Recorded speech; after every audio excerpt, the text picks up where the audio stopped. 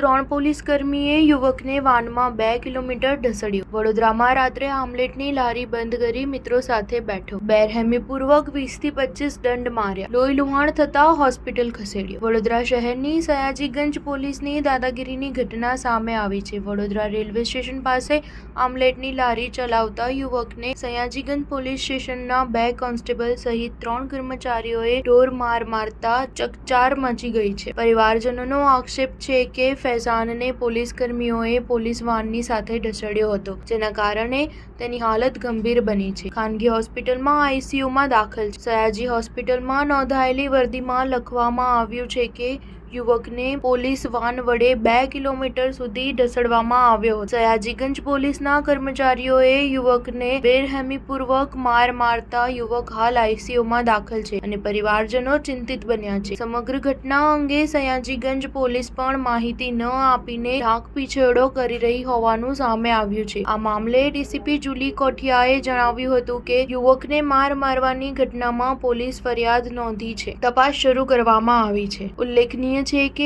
Sayajiganj police સ્ટેશનના કર્મચારીઓ દ્વારા રેલવે સ્ટેશન વિસ્તારમાં રાત્રિના સમયે રેસ્ટોરન્ટ ચલાવતા વેપારીઓને હેરાન કરવામાં આવે છે, જેના કારણે વેપારીઓ ત્રસ્ત થઈ જાય. સ્ટાર ન્યૂઝ 7 હંમેશા સચ્ચાઈની સાથે.